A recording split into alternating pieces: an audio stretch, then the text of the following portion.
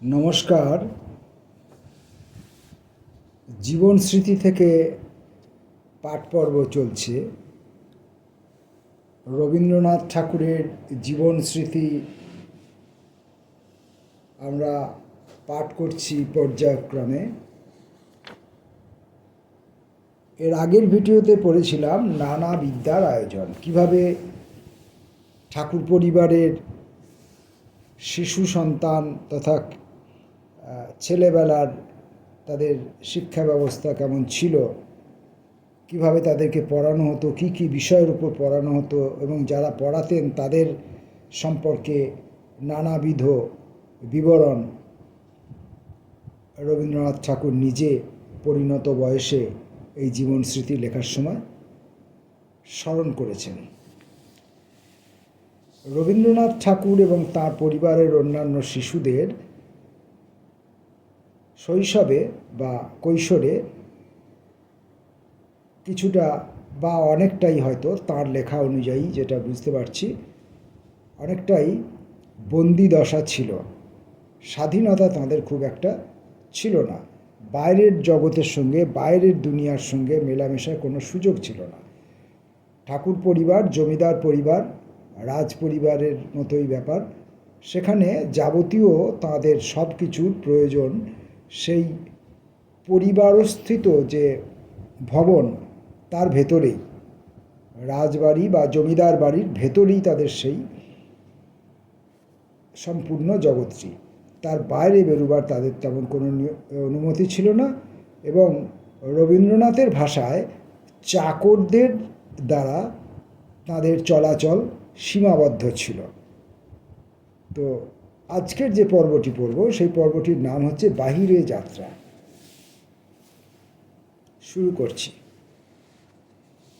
একবার কলিকাতায় ডেঙ্গু জ্বরের তাড়নায় আমাদের বৃহৎ পরিবারের কিয়দংশ পেনেটিতে ছাতুবাবুদের বাগানে আশ্রয় লইল। আমরা তাহার মধ্যে ছিলাম। এই প্রথম বাহিরে গেলাম। গঙ্গার তীরভূমি যেন কোন পূর্বজন্মের পরিচয়ে আমাকে কোলে করিয়া লইল।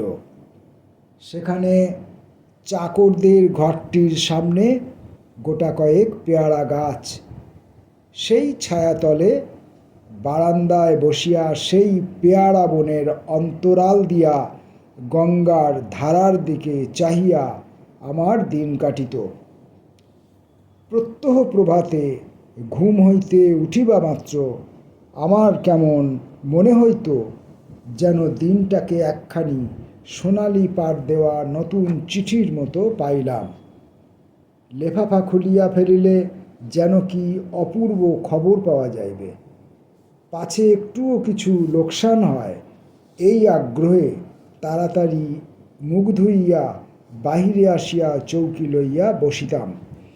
প্রতিদিন গঙ্গার উপর সেই জোয়ার ভাটার আসা যাওয়া, সেই রকম রকম নৌকার কত গতিভঙ্গি, সেই পেয়ারা গাছের ছায়ার পশ্চিম হইতে পূর্ব দিকে অপসারণ, সেই কোন্নগরের পাড়ে শ্রেণীবদ্ধ বনান্ধকারের উপর বিদীর্ণ বক্ষ সূর্যাস্তকালের অজস্র স্বর্ণ শোভিত প্লাবন।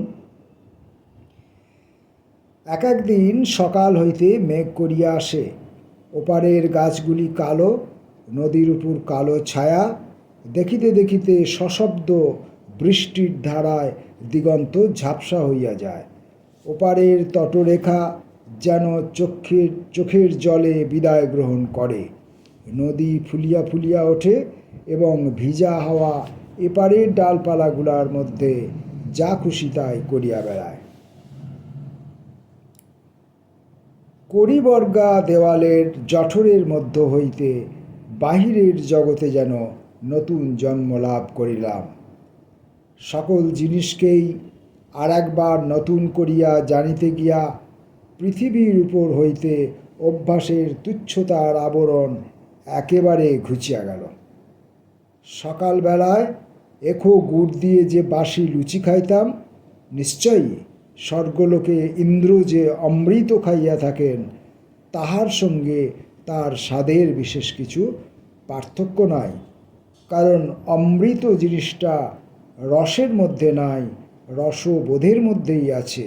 এই জন্য যাহারা সেটাকে খোঁজে তাহারা সেটাকে পাই না। যাহারা সেটাকে খোঁজে তাহারা সেটাকে পাই না, মানে এখানে রবীন্দ্রনাথ বলতে চেয়েছেন যাহারা সেটাকে আক্ষরিক অর্থে হাতের মধ্যে খোঁজে, স্পর্শের মধ্যে খোঁজে, দৃষ্টির মধ্যে খোঁজে, তারা সেটাকে পায় না। বোধের মধ্যে খুঁজলে অবশ্যই পাবে, কারণ বিষয়টা রসবোধের মধ্যেই আছে। যাই হোক, যেখানে আমরা বসিতাম তাহার পিছনে প্রাচীর দিয়া ঘেরা ঘাট বাঁধানো একটা খিড়কির পুকুর, ঘাটের পাশেই একটা মস্ত জামরুল গাছ, চারিধারেই বড় বড় ফলের গাছ ঘন হইয়া দাঁড়াইয়া ছায়ার আড়ালে পুষ্করিণীটির আব্রু রচনা করিয়া আছে। এই ঢাকা ঘেরা ছায়া করা সংকুচিত একটুখানি খিড়কির বাগানের ঘোমটা পড়া সৌন্দর্য আমার কাছে ভারী মনোহর ছিল। সম্মুখের উদার গঙ্গা তীরের সঙ্গে এর কতই তফাৎ, এ যেন ঘরের বধূ। কোণের আড়ালে নিজের হাতের লতাপাতা আঁকা সবুজ রঙের কাঁথাটি মেলিয়া দিয়া মধ্যাহ্নের নিভৃত অবকাশে মনের কথাটিকে মৃদু গুঞ্জনে ব্যক্ত করিতেছে। সেই মধ্যাহ্নেই অনেক দিন জামরুল গাছের ছায়ায় ঘাটে একলা বসিয়া পুকুরের গভীর তলাটার মধ্যে যক্ষপুরীর ভয়ের রাজ্য কল্পনা করিয়াছি। বাংলাদেশের পাড়াগাঁটাকে ভালো করিয়া দেখিবার জন্য অনেক দিন হইতে মনে আমার ঔৎসুক্য ছিল। গ্রামের ঘর বস্তি, চণ্ডীমণ্ডপ, রাস্তাঘাট, খেলাধুলা, হাটমাঠ, জীবনযাত্রার কল্পনা আমার হৃদয়কে অত্যন্ত টানিত। সেই পাড়া গাঁ এই গঙ্গা তীরের বাগানের ঠিক একেবারে পশ্চাতেই ছিল, কিন্তু সেখানে আমার যাওয়া নিষেধ। আমরা বাহিরে আসিয়াছি, কিন্তু স্বাধীনতা পাই নাই। ছিলাম খাঁচায়, এখন বসিয়াছি দাঁড়ে, পায়ের শিকল কাটিল না। একদিন আমার অভিভাবকদের মধ্যে দুইজনে সকালে পাড়ায় বেড়াইতে গিয়াছিলেন। আমি কৌতূহলের আবেগ সামলাইতে না পারিয়া তাহাদের অগোচরে পিছনে পিছনে কিছু দূর গিয়াছিলাম। গ্রামের গলিতে ঘন বনের ছায়ায় শ্যাওলার বেড়া দেয়া পানা পুকুরের ধার দিয়া চলিতে চলিতে বড় আনন্দে এই ছবি মনের মধ্যে আঁকিয়া আঁকিয়া লইতেছিলাম।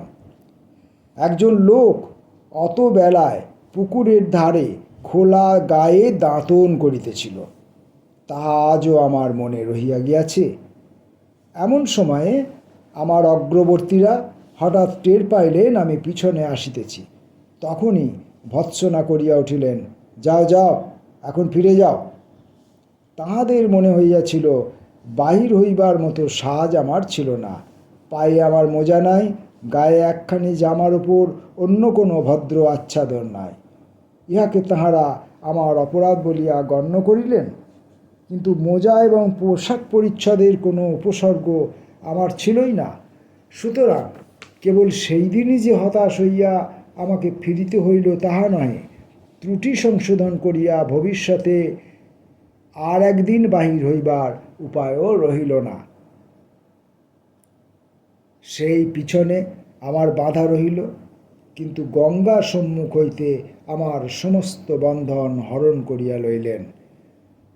পাল তোলা নৌকায় যখন তখন আমার মন বিনা ভাড়ায় সওয়ারি হইয়া বসিত, এবং যেসব দেশে যাত্রা করিয়া বাহির হইত ভূগোলে আজ পর্যন্ত তাহাদের কোনো পরিচয় পাওয়া যায় নাই। সে হয়তো আজ 40 বছরের কথা। তারপরে সেই বাগানের পুষ্পিত চাপাতলার স্নানের ঘাটে আর একদিনের জন্য পদার্পণ করি নাই। সেই গাছপালা, সেই বাড়িঘর নিশ্চয়ই এখনও আছে, কিন্তু জানি সে বাগান আর নাই।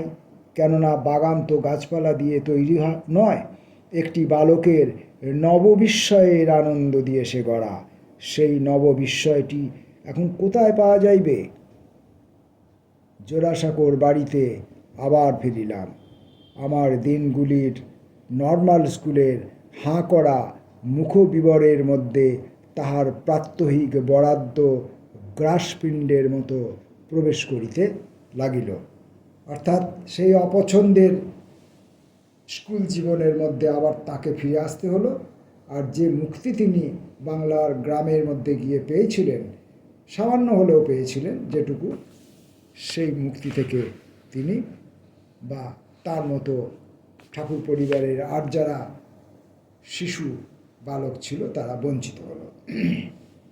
অন্য বালকরা, শিশুরা কতটা বঞ্চিত হলো সেটা রবীন্দ্রনাথ ঠাকুর নিশ্চয়ই বলেননি, বা সেটা হয়তো তিনি জানতেন না, কিন্তু তিনি নিজের কথা বলেছেন, নিজে বঞ্চিত হলেন এটার কথা তিনি বলেছেন। খুব ছোট ছোট বিষয় রবীন্দ্রনাথ তার জীবন স্মৃতিতে ধরেছেন। তিনি আগেই বলে দিয়েছিলেন অবশ্য যে জীবন স্মৃতি জিনিসটা এমনই, সে অনেক বড় বড় জিনিসকে ভুলে যেতে পারে, মুছে দিতে পারে, বাদ দিতে পারে, আবার অনেক ছোট ছোট তুচ্ছ জিনিসকে সে ধরে রাখতে পারে। কথা দেখা যাচ্ছে যে পুকুরের ধারে একটি গ্রামের লোক খোলা গায়ে দাঁতন করছিল, সেটি তাঁর স্মৃতির মধ্যে রয়ে গেছে। খুব সামান্য বিষয়, কারণ এই সামান্য বিষয়গুলো তাদের কাছে আসলে সে সময় অসামান্যই ছিল, কারণ তারা তো বাইরের জগতে আসবার সুযোগ পেতেন না, সাধারণ মানুষকে দেখার সুযোগ পেতেন না। এইসব হলো তার বাইরে যাত্রা করা প্রথম, জীবনে প্রথম বাইরে যাওয়ার যে অভিজ্ঞতা, সেটা তিনি লিখেছেন। তবে আপনারা যারা আমার শ্রোতা আছেন বা যারা রবীন্দ্র ভক্ত আছেন, তারা কিছু মনে করবেন না, আমার অপরাধ নেবেন না। জীবন স্মৃতি আমি আগেও পড়েছিলাম, যখন পড়েছিলাম স্কুল জীবনে, কলেজ জীবনে, বিশেষত কলেজ জীবনে, তখন আমি কিন্তু শুধু পড়ার জন্য পড়েছিলাম। আমি রবীন্দ্রনাথের মতোই তখনও হয়তো কলেজ জীবন পর্যন্ত হয়তো আমি শিশুই ছিলাম বা বালকই ছিলাম, তাই আমি পড়ার সময় পড়েছি। আমার সমালোচনাসুলভ মনোভাব তখনও পর্যন্ত গড়ে ওঠেনি। আজকে যখন আমি এই বই পড়তে যাচ্ছি দ্বিতীয়বার, তৃতীয়বার, চতুর্থবার, তখন আমার বারবার রবীন্দ্রনাথের ওই চাকর শব্দটিতে আমি খুব আহত হচ্ছি। রবীন্দ্রনাথের মতো মানুষ, তিনি কাজের লোকদেরকে চাকর চাকর বলে বারবার সম্বোধন করছেন। জানি না সেই সময়ে চাকর শব্দটা ব্যবহার করা কতটা সাধারণ সমাজে কতটা সঙ্গত ছিল, স্বাভাবিক ছিল। তো থাকলেও রবীন্দ্রনাথের মতো সংস্কৃতি সম্পন্ন মানুষ এবং তিনি পরিণত বয়সেই জীবন স্মৃতি লিখছেন, সেখানে চাকর শব্দটা আমার বারবার আমার কানে কিন্তু খটখট করে লাগছে, আমি আহত হচ্ছি বিশেষত। আর ঠাকুর পরিবারে বিবিধ রকমের কর্মচারী থাকতেন, যেমন খাজাঞ্চিবাবুর কথা প্রসঙ্গে তিনি বলেছেন। তো সেই কর্মচারীদেরও তিনি তার লেখার মধ্যে কিন্তু ওই উপযুক্ত সম্মান দেখাচ্ছেন না। তার আন্তরিকতা কোথায় কী সেটা অন্য কথা, কিন্তু ভাষার মধ্যে তিনি কিন্তু ততটা সম্মান দেখাচ্ছেন না। সেখানে তিনি তাদেরকে সেই খাজাঞ্চিবাবুর উদ্দেশ্যে তুমি সম্বোধন করে বলছেন, অথচ তার 2 বছরের বড় দাদা এবং ভাগিনেও তাদের উদ্দেশ্যে আপনি আজ্ঞে সম্বোধন করে লিখছেন। এইটা আমার কোথাও একটা আমার কাছে খটকা লাগছে। আর বিশেষ কিছু বলার নেই। জীবন স্মৃতির পাঠ চলতে থাকবে।